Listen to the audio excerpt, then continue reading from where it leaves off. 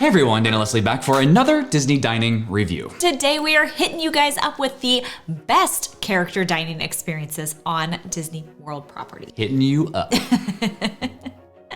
All right, so we are going to give you our top 3, but we are going to include an honorable mention. So we will kick it off with that. Our honorable mention for Disney World character dining is Cinderella's Royal Table. It is the reason that it is our honorable mention is because we have only, definitely very expensive. But we have only actually been there for breakfast, and it was when you could only meet Cinderella like at the beginning or end of your meal, as opposed to the princesses walking around. So we feel like we didn't know enough or have experienced the full experience as of right now to be able to include it as one of our top 3. So Cinderella's Royal Table is in Cinderella Castle, so the big castle in the heart of Magic Kingdom. The other reason that we made this an honorable mention, in addition to it being very, very pricey, the most expensive character dining experience at Disney World, is that it is inside Magic Kingdom. So by definition, you have to already have paid for park admission, which is also the most expensive park to go to at Disney World. So you're already paying the most expensive price just to get to the building. And then once you go into the castle, you're paying the most expensive price for the most expensive character dining experience. Now it's good food, great food, really. Yeah. We rated this thing a 4.125 or something on our dining review. And fantastic character interactions. Even when we met Cinderella outside of the restaurant itself, it was wonderful. It was included with the meal, but now the princesses are walking through the tables again, so I'm sure it's even better. We want to go back. All of that to say, you're taking at least an hour and a half away from your park time that you paid a lot of money to get in, and you're meeting characters, so you're paying a premium to have a meal where you get to meet characters where you could probably meet at least, probably not all of them, but at least some characters just by virtue of being in the park, even though you might have to wait to meet them. Absolutely. So let's get into our top 3. Sorry, before we get into the top 3, I do want to, just a quick little note here. These are our experiences. Yes. And our preferences may not be your preferences. So these are our top 3 character dining experiences, but we want to know what your top 3 are, and we are not opposed to circling back, especially like Cinderella's Royal Table, where the experience has changed a little bit. We definitely want to go back and experience maybe a different meal in the castle and meet Cinderella and the other princesses again. But let us know, because we are not opposed. Just be a little bit nice to the other thing is, even if we have the same taste, we may have experienced one of these meals on an off day or a good day, and it may not vibe with your experience too. So we're not opposed to going back and doing another dining review. We fully intend on it. Our top 3. We are going to start with Topolino's Terrace for breakfast, which is over at Riviera Resort. I love Topolino's Terrace. I love Topolino's Terrace for dinner, honestly. So dinner is an upscale, it's a perfect date night. It is French Riviera cuisine. We should do that soon. Yes, Topolino's Terrace for dinner, no characters, but fantastic. Topolino's Terrace for breakfast, characters, and it's been around since the Riviera opened. It's on the top floor, fantastic views, wonderful food. It used to be rated a little bit higher by us, because of just how it works. So the characters are still great, same characters. So you get to meet Mickey, Minnie, Donald, Daisy in their artist attire, which is fun. And they come out and they do like little dances and stuff. So that's kind of cool. But you used to be able to, so it's a prefix menu, prefix price, and you choose a la carte from the menu. You used to be able to order like enhancements and different things, like add-on stuff. Now you can't really do that there. Yeah. Mickey and Donald are in their artists, and then Minnie is in kind of like a French Riviera outfit, and Daisy is a ballerina. So they're very pretty. But that combined with, I feel like something shifted, and because of its popularity, they have to like push people through there.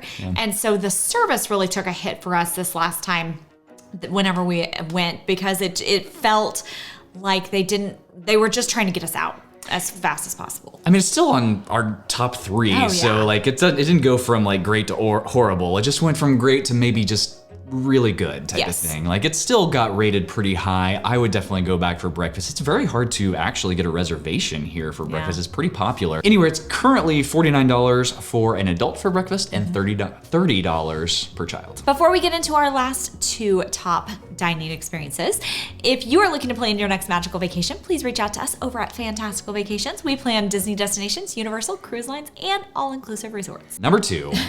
Which is a fantastic dining experience. This is dinner only. It is also pretty popular, but it is Artist Point. It is over at Wilderness Lodge, and you have some pretty unique and fantastic character meet and greets. Yes, so the storybook dining experience over here has Snow White, but then it has the only villain that you can meet at a dining experience at Disney World. So that is the Evil Queen. And then you get 2 of the dwarfs with Dopey and Grumpy. And Grumpy's he's fantastic. He's just so grumpy. What I like about this particular restaurant, number 1, the food is really, really good. I usually get the prime rib when we go here. We've been here several times. Yeah, a few times. The characters come around different ways, right? So okay. So first off, the restaurant itself is themed really, really well. They took Artist Point, which had been around for a while, and they rethemed it so they like put in like these vines, and you feel like you're kind of in a forest. The character meet and greets themselves are unique in that Snow White, Dopey, and Grumpy come around to the tables so you can enjoy your meal and meet those 3. But then the Evil Queen is like stationed in like the center of the restaurant, and your handler, your table host, whoever will come by and tell you when it's time for you to get up and go meet her. So you are not like standing in a long line like you would be, for instance, in like a theme park. Yes, yeah, it's very cool. And then the food has always been really good whenever we've gone. You get appetizers for the table and desserts for the table, and then everybody gets to pick their own entree. Currently, it is $65 per adult and $39 per child. So not the cheapest meal ever, but it's a very unique experience. We love not only Artist Point Restaurant, but the Wilderness Lodge as a whole. Anytime we go here, we like to kind of explore Wilderness Lodge, go see the Old Faithful geyser, maybe grab a drink out by the water, which is fantastic. So it's also a dinner, and dinners are more expensive and character dining are more expensive. So you couple the 2 and you've got a pretty expensive meal. So like our family of 4, I mean, it's gonna be pretty pricey. It's gonna be, $300 or so. So just know going in, it's gonna be pretty pricey. Not as bad as Cinderella's Royal Table, but definitely up there. And the last one on our list of best character dining experiences is 1900 Park Fair. And this one has skyrocketed to the top of my list right now. This is probably one of my favorite go-tos because not only is it fantastic at breakfast, it is wonderful at dinner, and I really like the different characters that you get to meet here. So you get to meet Mirabelle, Cinderella, Tiana, and then Aladdin. Of course, characters can change. We've had that happen to us before, but it's just such a good like grouping, I feel like, of characters. This is way different than pre-COVID. So 1900 Park Fair has always been character dining, but pre-COVID was an entirely different experience. So if you haven't been since it's just recently opened back up like a few months ago, like it hasn't been that long, we've been to breakfast since it reopened, and we've been to dinner since it reopened. So 1900 Park Fair is open for breakfast and dinner. The characters are now the same between breakfast and dinner. They used to be different. So pre-COVID, you used to be able to meet like the Mad Hatter and Tigger and Alice in Wonderland, Mary Poppins, thank you. And then for dinner, it was the evil stepsister and Drizella and Evil stepmother, and then Drizella and Anastasia. Evil stepmother, whatever. And then of course the prince. And now it's totally different with Aladdin and Mirabelle and those characters. So I really like that. Mm-hmm. It's nice that you meet the same characters, so you don't really have to choose between breakfast and dinner. However, of course, the prices are different as well as the food offerings. Yes, and I really like the buffet setup at this one. It feels the way it flows. You don't feel like crammed up there with your buffet, so I like that. The food options are really good. They have some very unique options, but then they also have some kind of staples that I think everybody would like for both breakfast and dinner. So it's I just feel like it was a really good change, and it's actually probably my favorite on property right now. Yep, mid-50s for breakfast for an adult, mid-60s for dinner for an adult, and then mid-30s for a child for breakfast, and mid-40s, lower 40s for a child for dinner. I agree though, like first off, there's just so much room around the buffet. Some buffets, I'm looking at you, Kate May, are just really hard to maneuver around. Like you can't even like pass somebody if you're not wanting, like if they're taking their time or trying to decide, it's hard to get around. This is not like that. This is wide open, there's food on both sides, and then they have some really unique offerings. So one of their signature offerings on both buffets, breakfast and dinner, is their strawberry soup.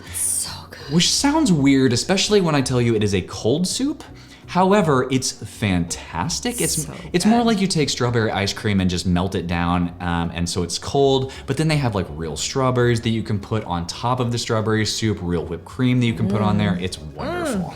And some of my favorites are, they've got breakfast pizza, they've got prime rib for dinner, which was actually cooked very well. They've got Tiana's gumbo that you can get. There's just all kinds of different offerings, and I mean, just like some of the best mashed potatoes that I've had in a really long time, actually. And then finally, they actually updated the restaurant itself. So the Grand Floridian has been going through refurbishments over the past, gosh, I don't even know how long. But part of that was updating this restaurant. And so they've got like new tapestries that are in there. They've got updated finishes and furniture. So that's, it feels really fresh and new in addition. All right, well, there you have it. Those are our top 3 character dining experiences on Disney World property, plus our honorable mention.